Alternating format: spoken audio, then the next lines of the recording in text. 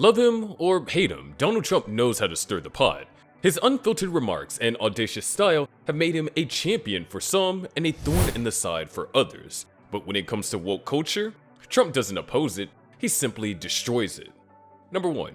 What does woke even mean? In one of his famous statements, Trump wasted no time cutting to the heart what he thinks woke represents. You know what woke means? It means you're a loser. Everything woke. Everything woke. It's true.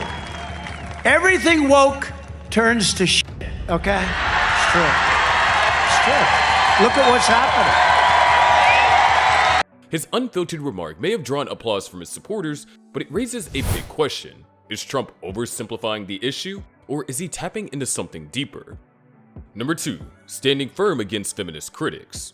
One of the most iconic clashes came during a conference when a feminist audience member accused Trump of being a misogynist. Her words? So maybe I'm wrong, maybe you can prove me wrong, but I don't think that you're a friend to women. I knew I shouldn't have picked her. I knew I shouldn't have picked her. All right, so let me give you that answer right now. I respect women incredibly. I have had women working for me in positions that they've never worked in terms of so many different jobs. I had a woman who was in charge of the building of Trump Tower many years ago, before anybody would have even thought of it, and did a fantastic job. I have given women more opportunity than I would say virtually anybody in the construction industry. I have a daughter named Ivanka and a wife named Melania who constantly want me to talk about women's health issues because they know how I feel about it, and they know how I feel about women.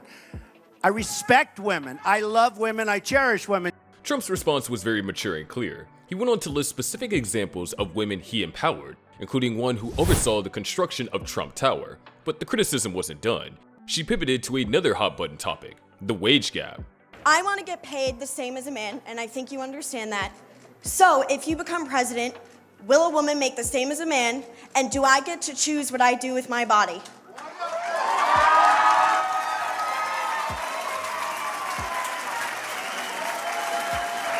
You're going to make the same if you do as good a job, and I happen to be pro-life. Okay, I'm pro-life. By boiling the wage gap down to performance, Trump dismissed the systemic nature of the issue, leaving critics fuming. Number 3. The two-gender debate. One of Trump's most polarizing takes revolves around gender identity. In a fiery speech, Trump declared, Of our new credentialing body for teachers, we will promote positive education about the nuclear family, the roles of mothers and fathers, and celebrating rather than erasing the things that make men and women different and unique.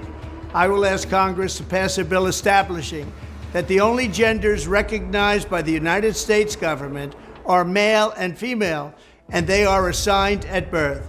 The bill will also make clear that Title IX prohibits men from participating in women's sports, and we will protect the rights of parents from being forced to allow their minor child to assume a gender which is new and an identity without the parents' consent. The identity will not be new, and it will not be without parental consent. No serious country should be telling its children that they were born with the wrong gender, a concept that was never heard of in all of human history. Nobody's ever heard of this, what's happening today. It was all when the radical left invented it just a few years ago. Trump supporters applauded his stance, calling it common sense. His critics, however, saw it as a regressive attack on inclusivity and individual rights. Number 4. Trans athletes in women's sports. One of Trump's most talked about moments came when he addressed trans athletes in women's sports. With his usual flair, Trump told a story about a female swimmer competing against a transgender athlete. Tell the story of the great swimmer, great female swimmer, wonderful woman, beautiful woman. She's been swimming for many years. She wants to break the world record. And she's at the pool and she wants to break it by 1/8 of a second. That's like fast.